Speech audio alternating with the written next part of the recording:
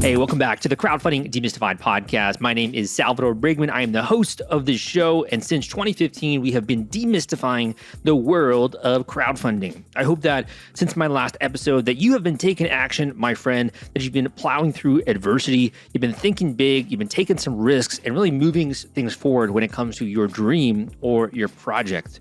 On the show, we really like to cultivate a mindset of education, training, studying, and getting access to the right information so you can actually go out there and you can crush it with your campaign or your project, be that a new product, an invention, a gadget, a gizmo, design product, board game, even a new theater project or a film which you're releasing via Kickstarter, a game, software product, etc. I really try to bring on real-world entrepreneurs, guests who are raising money every single week on this show so you can learn from them, get access to those crowdfunding wisdom nuggets of gold, and you can apply that for your specific launch. Now, in today's episode, we actually had the privilege of speaking with a creator who's done over $3.4 million with a Kickstarter campaign. So I'm telling you, pretend that you are a fly on the wall when it comes to this discussion, because in today's episode, you're going to discover exactly what went into this $3.4 million campaign, what they would recommend for any beginner who's just getting started, who wants to have a successful campaign on Kickstarter or Indiegogo. What goes into such a big raise like that? If you are dreaming big and you want to go really massive with this campaign, what do you need to get right in order to have that kind of a result or that kind of an outcome? And lastly, what works really well from a tactical angle and from a strategic angle when it comes to their crowdfunding launch. So by the end of today's episode, not only are you going to feel confident about going into a project, but also what do you got to do to really hit the major milestones, or really what do you have to get right in this process to go big with your dream? Now, when it comes to doing this, I'm a huge believer in really following a proven process. And I think it's so much easier than trying to figure it out yourself because it's a lot faster, and likely you don't want to become a fundraising expert. You just want to get traction, validation, funding, build a brand from scratch, and really get your product out there. So one of the things that I love to do is provide education information for free. And that's exactly what I'm doing in a second here when it comes to my free Kickstarter course. If you want to learn not only how to assemble a great video, the perks and rewards, the Kickstarter campaign page, everything that basically goes into a rock star launch, you got to check out my free course on Kickstarter, because I'm going to walk you through that step by step, and we're sending you some weekly lessons every single week leading up to the launch of your campaign. It's literally like you have a guide on your side who's helping you every step of the way to navigate these crowdfunding waters.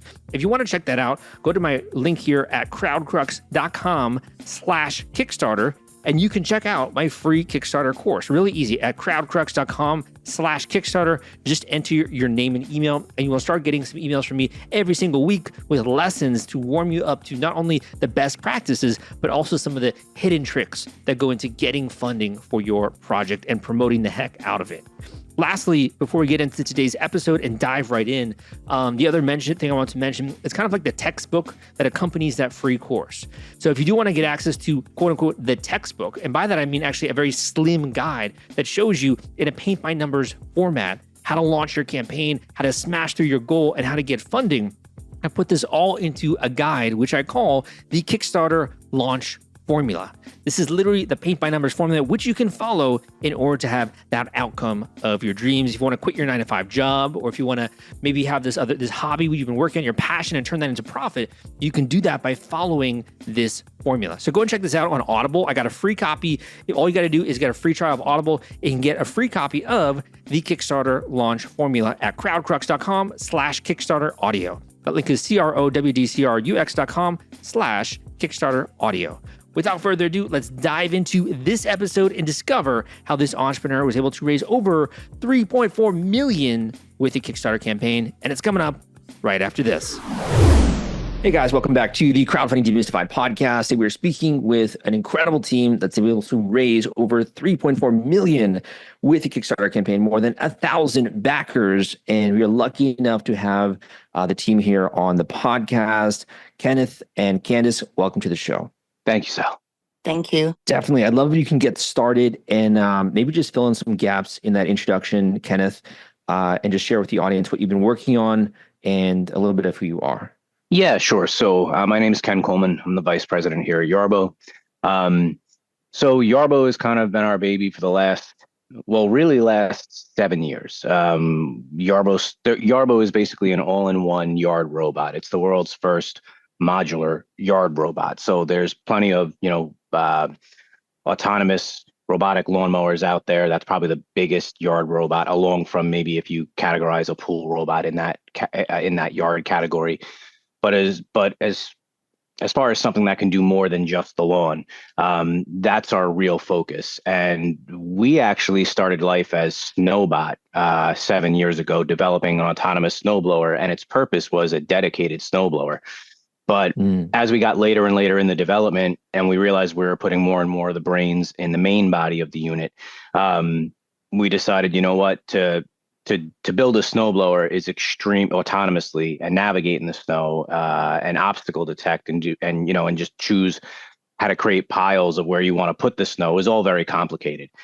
When you look at like a lawnmower that just has to go line by line, it gets a lot simpler. So we decided about 2.5 years ago to rebrand to Yarbo and launch a Kickstarter, all based around this modular idea.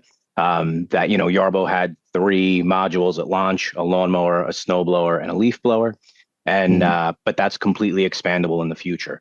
So the idea is kind of like, we want to take all the mundane, kind of boring tasks away from yard work. If you still are passionate about, gardening, that's great, but let Yarbo do the tilling, right?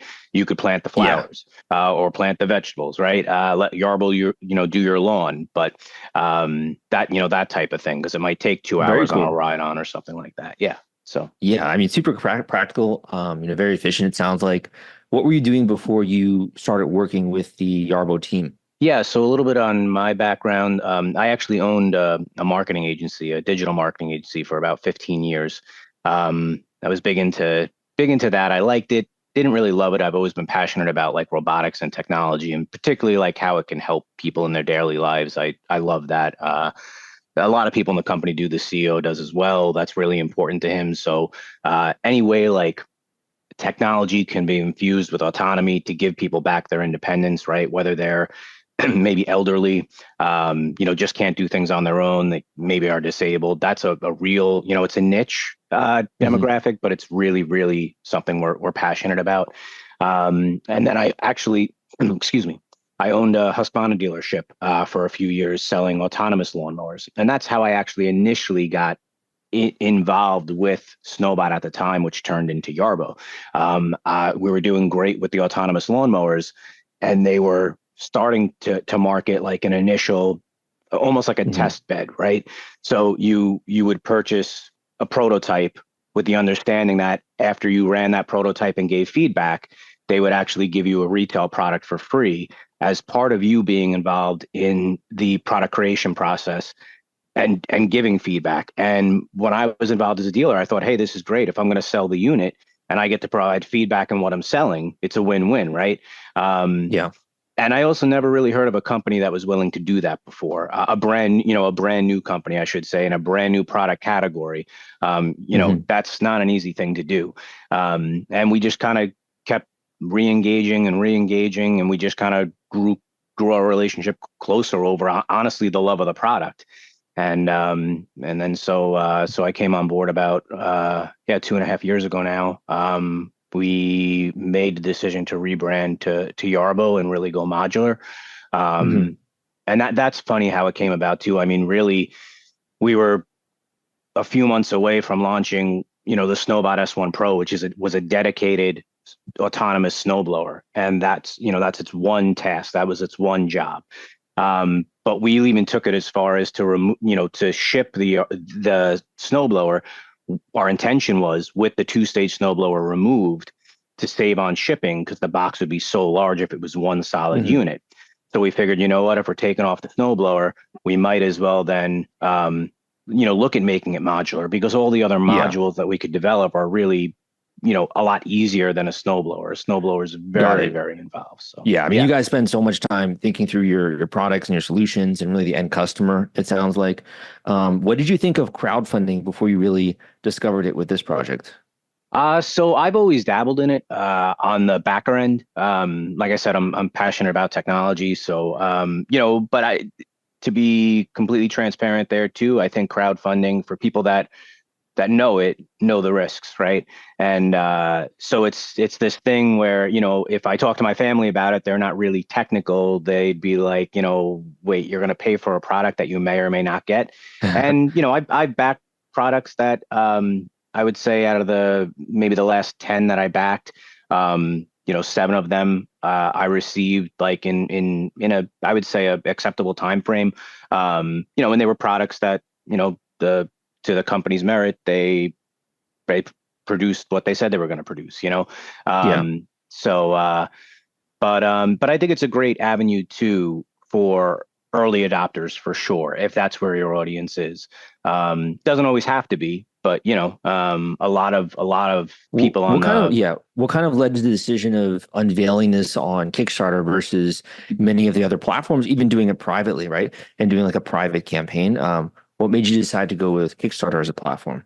Yeah, so for us, it was really the exposure that Kickstarter could garner us. So we actually interviewed a lot of agencies to work with, and we really wanted to find a platform that we felt comfortable with. So we actually ended up talking directly. So that's the one thing. Doing like due diligence and research, like, yes, you could just jump on Kickstarter and do it yourself, and maybe you might be able to pull that off, and that's fine. But one thing I think that really helped us was actually, if you do enough research and you talk to enough of the right people, and when I say that, I mean it's literally just getting on the phone and calling different agencies, and eventually we were able to get direct meetings, and this is to our team's merit, with Kickstarter and with Indiegogo. And ultimately, we just felt Kickstarter was a better fit for us. So that's really why we ended up going there. Doing it ourselves, I guess we could have done, but the only thing that's important with, like, at least for a young startup, is to kind of know what you don't know. Yeah. And that was really important. And in something like this, where we brought out this product as like the first modular yard product. About a Mhm. year and a half later, another company came out with one. That company actually is no longer existing, unfortunately. But you really have to be fast, especially in the technology landscape, right? So knowing Yeah, it what you sounds like don't that know nimble is mindset really paid off for you yeah, guys, for sure. and if you don't know somebody, find somebody that does, or build a team around your weaknesses, so to speak, to make them your strengths. Super important. For In sure. thinking about, doing this campaign, you guys are being public with this project, right? You're going live. If you fast forward to the night before you went live, what was kind of going through your head, or what were you feeling before you really hit that button, went live? What were you feeling the night before when you pulled the trigger on this? A lot of excitement and nervousness, to be completely straightforward, because you have, all the analytics and all the forecasting that, that tools can do based on like breaking down previous similar campaigns. But our campaign was also, because it was a new product category, we Super really, innovative too. Yeah. thank you. Yeah, I mean, a lot of it's just unknown, right? And we see the value in it, but you really never know until you hit that button. Are the other customers going to see the value in it? Is your market going to see the value in it the way you do, and your team does? And I have to say, like, everybody at Yarbo, and I really feel fortunate for this, we all really share the same like excitement and passion. And in a startup, it's so important. So if you're going to get into something like crowdfunding, um, the other thing is, so we hit that start button. We had a goal of, basically, I believe our I think it's initial goal. 50K, around 50K, Yeah, right? right. 50K was kind of like for the platform, and to be honest, that's done for algorithms and things like that. Um, so that's kind of taken with a grain of salt. But our internal goal was to raise, say, $1 million, and within a month's time, and Mhm. I was kind of hoping we could do that in a week. We did that in the first 24 hours, and it was. Oh, so I'm Wow. sorry. Wait, 24 hours, or Candice probably has this number. It might have actually been the Yeah, I first. didn't know if you want to chime in there, Candace, but it was definitely very quick. Yeah. So literally, like, we first of all, I thought you would have to hit like refresh on the screen, right, to get the numbers coming in to be accurate. But it's Ajax, so it updates on its own, right, from the website, and it was just like running away. And I remember, the team's just looking at each other like, oh man, like, this What do we is, get ourselves into? yeah, correct. Like Exciting. this is great. Here it goes. But and the other thing is like Kickstarter. Um, I think our campaign was 45 days. At times it seemed like a very short time, and at times it seemed like a very long time. Because Mm. there's getting that initial day is filled with excitement, but now you have to captivate that audience and keep them going for 45 days. Because they can back out of that order if they want. Yeah. And that's something that I think is really critical to manage as best you can. To come up with a solid content plan, to keep those customers engaged and keep in front of them all throughout the campaign, and really, be engaged. If you're worried about the fulfillment and shipping part of your Kickstarter campaign when it comes to getting out all those perks and rewards to your backers, rest assured I've put together a complete Kickstarter fulfillment and shipping checklist for you, and it's free. This is sponsored by the folks at Fulfillment, and they thought that you should have this checklist as part of your arsenal going into a crowdfunding campaign. If you want to get instant access to this checklist and it's free, you can go to fulfillrite.com/checklist. Again, that is fulfillrite.com/checklist, fulfillrite.com/checklist. Just go to that link and you can download it immediately. Was there a moment when really all felt worth it? Putting all of the risk on the line and really going through that and launching this campaign. Was there a testimonial that comes to mind, or someone who saw the product and really liked it? Was there any moment that you felt like, wow, this is definitely the right path to go down? Yeah, I mean, so prior to this, and this is something that might make us a little bit unique, but the company, when it was Snowbot, same company, just branded Snowbot, we did 80. Actually, 1 year was 100 beta tests. So basically 100 people purchased what was a Snowbot, what was eventually going to turn into Yarbo. And hearing their use case, it was really, really interesting. This is one of the things that really drew me to come on board as well with the company, was not only did they sell these 100 units of a Snowbot 2 years in a row, and then a Yarbo as a test unit, but they actually flew out, and I did as well, to interview each customer, and really learn their use case, how their driveway was set up, when they typically remove snow, how much snow they get, what type of snow they get, why and when do they choose to remove it? Is it because they have to get up for work? And I will actually never forget, we met this lady, Stephanie, and we pulled up in front of her house, and she didn't have a driveway. So right there, we were like, I wonder why she would buy a Snowbot. And we walked in, and so we met Stephanie, and Stephanie had a couple walkways around her driveway, and ended up she had something go on, and she was disabled. So she had so she had one arm. she had some kind of complications from a burn. So she had very limited, she could see, but she had the one arm, limited movement, and mobility, the other one was limited. Yeah. Yeah. So I said, I just got to ask. I said, how can we help you? How can the Snowbot help you?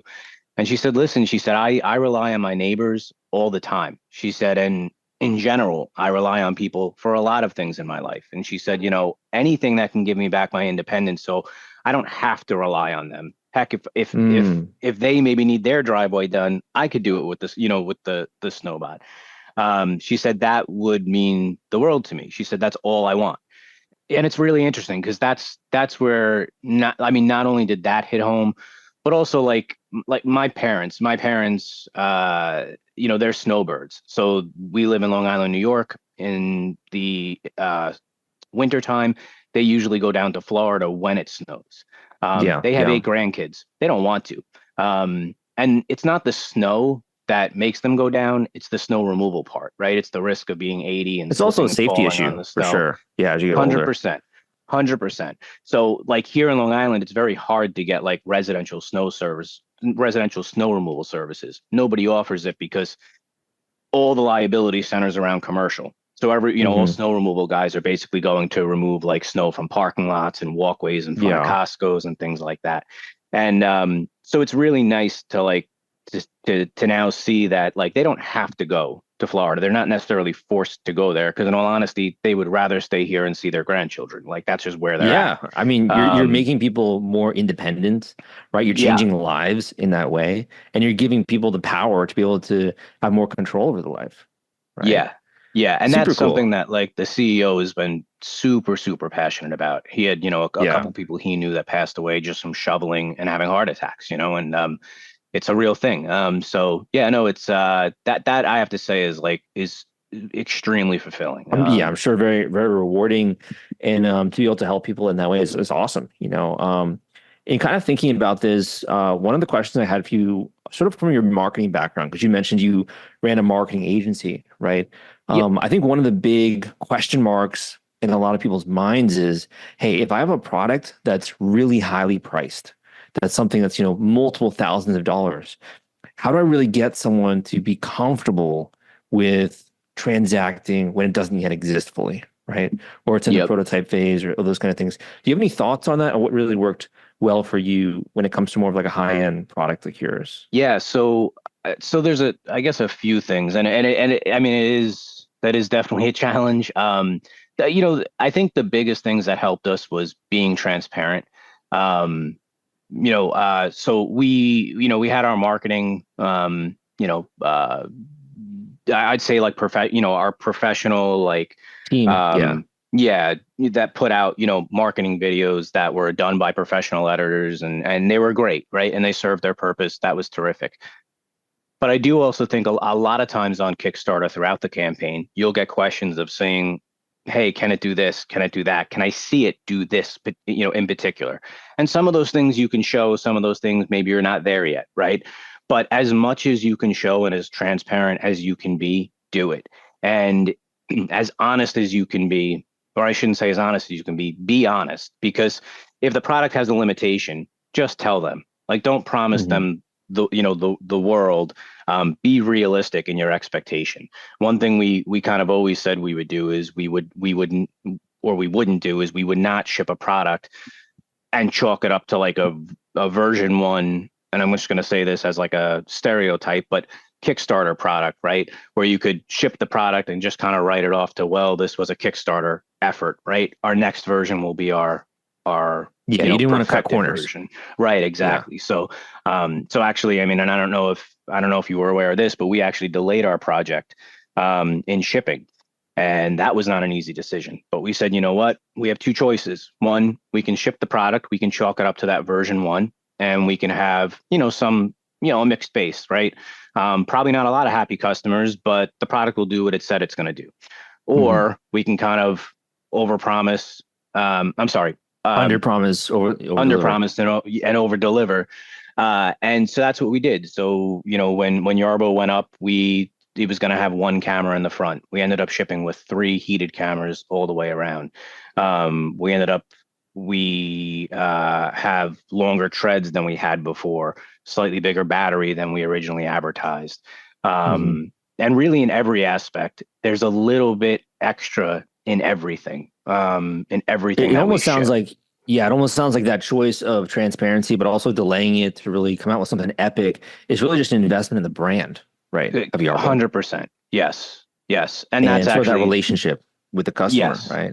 Yes. And actually, Candice, I mean, she could talk to that too, but she had a key role in that because that was not an easy decision to make. We basically delayed the project by a year. And I will say this, the only reason I think that was embraced by our community was we said, here's where we are, here's where we want to be when we ship to you.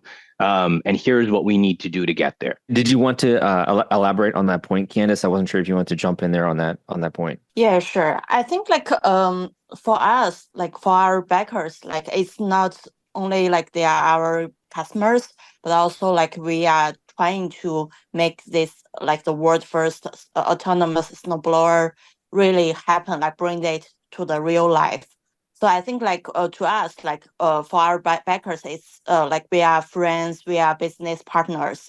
So like we just want to be transparent and honest to them about like the status of our product, and also once we promise we are going to make this happen. because like And we feel their pain points and what like their passion about this product. And why is that so important to you, would you say? Because there are so many companies out there that just don't care, right? They don't really care about or value the relationship with the customers. Why is that important to you guys? Because like for us, this is like for Yarbo, this is not only our business, it's about like our passion, and we want to make this like the world first autonomous snowblower like really happen. And we are making something that has never happened in the real life. Like and for our team, like we have the same mindset. Love it. Love it. Yeah, it's interesting too, because when you do that, and I didn't, again, just to be transparent, I didn't see this completely coming, although I should have, and maybe Candice and the team did before me. But when you do that and you really embrace your customers and you look at them more as like an extension of your company, we do things like the product pioneer group, right? So we have, maybe 30 or 40 like diehard Yarbo fans that get to test new firmware before it goes out to the larger, couple thousand of customers, right? That now get this bigger push of new features and things like that. That group to us is really, really important. And our main, like, so we have that Facebook group, then we have another Facebook group that has, the other couple thousand of customers in it. And we engage with both of them. But the 30 or 40, they literally use Yarbo multiple times a day, and not just to like snowblow, but to test. So they're pulling like trailers with it. They're doing all different kinds of use cases with it. They're giving us constant feedback, different ideas.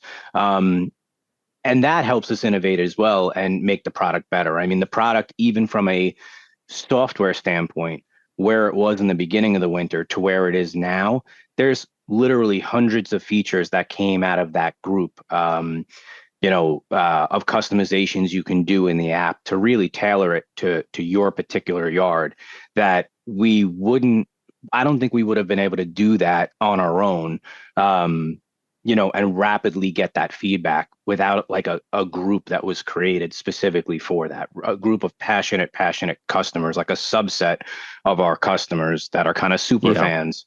I mean, that idea as well of even having a community that you can talk to. I mean, that's a great tactic that you shared as well, having a Facebook group and being able to collaborate and continuous improvement. So I love the fact that you shared that. One other quick question I had for Candice as well, in looking at this project and being able to get to such a big milestone, what did that feel like for you when it comes to getting to that kind of milestone to be on this team? So I think like for us, like for this milestone it's about like we realize this, like this is like truly valuable to our customers or to our backers, and we are making the changes of the lifestyle to others. Like for example, actually like we visited one of our customers who are like based in Minnesota, and we drove like around like 5 hours straight ahead like to visit them from Chicago. And we just think like their excitement, like we share the same excitement of like they received our product and they are actually using it, and they won't ask for the help like during the winter because of their disabilities. I think like this is truly meaningful. It's not only a number like we achieve, but also like we are making someone else lifestyle like changing, and they have the different feeling of like the winter is coming, and about the different feeling of like their lifestyle. I think this is like more meaningful than like a number we achieved. Very well said. Very well said. The lives you're impacting are way more meaningful than just the raw funding amount, for sure. I had one more question for you, Kenneth, before we begin to wrap up the interview. And that's, I think a lot of people who are listening are going to see your success, 1,000 backers, a whole new product, super innovative. Do you have any advice for someone who is thinking about doing a project or thinking about getting their product out there, whether that's a marketing tip or a funding tip? Do you have anything you'd like to share with them there? I think the biggest thing I could tell them is just, if you truly believe in it, do it. Do it. Do not let anyone discourage you. On the marketing side, just be as transparent. Really, really be transparent, and listen to your audience, not just when you launch the campaign, all the way through, and then post campaign, because that's going to affect your branding, right? So this is not just about like having a successful Kickstarter campaign, but if you want it to be a successful company, you have to keep that commitment all the way through. And it's never ending. For us, we are, it's even hard to say this, but probably 10 times more committed. And I didn't even think that could even be possible, but just because of how much our community base has grown and how close we've grown with, a lot of our customers, it's a great thing. We're super fortunate to be in the place where we're at, but it takes a ton of hard work and also just perseverance. So if you believe in that product, do it, because a lot of people said, even we had internal discussions when we were going to go, excuse me, when we were going to rebrand and go modular, and it was a big undertaking, right? It put the company in a different direction, but everyone believed in it. And it's super, super important. You have to have that belief. And in a startup world, right, if you're on Kickstarter, you're probably a startup. When you're building your team out, you really have to make sure that everyone is in it for that reason.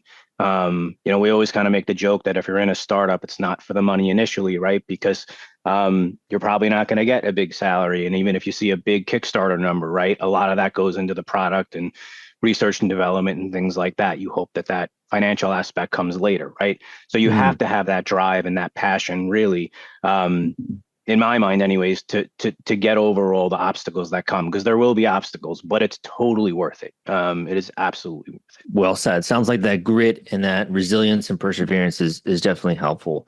Awesome, man. Where can people go to learn more about your project? And I don't know, Candice, if you want to add to that answer. I think I just want to address one more point. I think thinking from customers' standpoint is very important. We really need to understand what are their pain points and how we can solve the problem via our product features. It's not about who we are as a brand, but also what kind of problem we can help people to solve. I think that's more important. And speaking their language is very important too. We don't want to only say about the high-end words that people cannot understand, right? We need to speak their language, understand their real pain points. I think this is very important. Yeah, it's almost prioritizing the customer even more than just the product, right? Really being mindful of who you're creating it for. Exactly. Well said. Well said. Awesome, guys. I really appreciate you for sharing all these advice and tips. Where can people go to learn more about your project and also about some of the new products you have coming out here? Yeah, www.yarbo.com. Okay, I'll be sure to link that up in the show notes. And I have one final question, and we can end on this note. It could either be a quote that you like, it could be a bit of advice that someone has given you along the way, or it could just be something final that you'd like to share when it comes to the crowdfunding process. We can end on that note. Sure. I'll just take this from my father, I guess. And he just said, if you truly believe in something, go for it. And that's what I've always done. And it's always kind of, it hasn't always worked out, but I can never say that I didn't try, right? And Yarbo, I think, is the biggest kind of success for that, for sure. For sure. Love it. Very well said. Did you have one you want to end on there, Candice, or? I really want to say your yard is your rules. We can just help you to smartly manage your yard. I think this is what we really want to achieve. Love it. Awesome, guys. Thank you so much for coming on. I'll make sure to link up everything in the show notes, and I really appreciate, and I can't wait to see if you end up doing another campaign. Thank you, Sal. Very nice meeting you. Thank you, Sal. Thank you for listening to this episode of the Crowdfunding Demystified podcast. I hope you took a lot of crowdfunding nuggets of gold and wisdom out of this episode that you can apply to your crowdfunding campaign. If you haven't yet, go and check out some of my other archives, some of the other episodes I got out there covering many different topics, many different ways of raising funds from people from literally every background on this planet Earth. Whatever path you've been working or that you've been walking in order to get to this point in time, it might have been a really long road to get to this point in your life.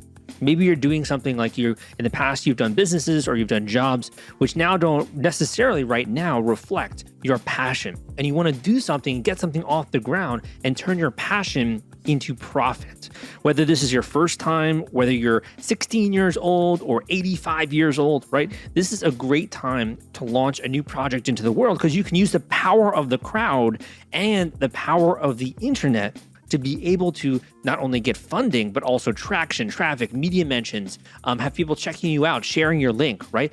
Be able to build a crowd from scratch and really make an impact with an ethical brand that's going to impact the world for the positive. Now, I've had people from the United States, I've had people from Europe, Canada, Australia that have tuned into the show and have had their lives transformed as a result of some of the messages that we share and some of the education that we share for free. I hope that story also turns out to be yours because many other people have also walked this exact same path. I'm actually adopted from El Salvador. I grew up in Massachusetts and I moved down to Miami after living in New York City for about 6 years. I moved down to Miami for about a year and a half ago. And I'm always reminded, being adopted from El Salvador, from a really poor country, a third world country, that it's my duty to be successful. And when I started to think about that and really coming from a background of nothing, right?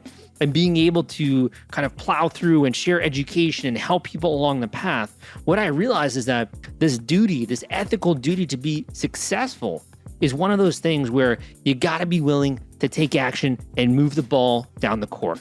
It's not enough just to listen to podcasts, to read books, even though I love doing that because I'm a writer, right? And I love putting out books and reading them. You got to be willing to take action. However, at the same time, it can be challenging sometimes. And sometimes it's not so, I guess you'd say, clear. And it can be quite confusing going into a new process like crowdfunding. And I recognize that. And I think that if that's something that is holding you back from really reaching the success of your dreams, from being able to go out there to crush it with your campaign, and you just need a little bit of help, a little bit of guidance, a little bit of handholding. This is exactly why I make myself available via individual one-on-one coaching calls. These are intensive coaching calls that go through the A to Z process of what you got to do to get funded, looking over and reviewing your materials, telling you which platform you should be launching on, giving you feedback every step of the way. I have people who will call me just with an idea, other people who are in the prototyping stage, other people that are going live in a couple of weeks, and they want to know how do they set their campaign up right and really build a strong foundation. Or Sal, how can you actually help me when it comes to execution with this project? If that sounds something interesting to you and you want to explore that option and you want to really have someone on your team and on your side, go and check out my individual one-on-one coaching call option at crowdcrux.com/coaching. All I got to do is go to that form there, fill it out, tell me a little bit about you, tell me about what you're trying to accomplish, tell me more about your product or your project, and we can get that call scheduled ASAP. Go to that link at crowdcrux.com/coaching. Don't procrastinate. The sooner that I can have an impact on your campaign, the more profound your launch will be. Again, that link is crowdcrux.com/coaching. Thank you so much for your time, energy, and attention. Take some action this week, especially leading up to the next podcast we have in the archives. We got a great podcast coming out next week, so make sure you're hustling, always learning, and thank you so much for being a part of the Crowdcrux Crowdfunding Demystified community. Give me a thumbs up, leave a positive rating and review. You know what I'm asking, guys. Thank you so much, and I'll see you next time.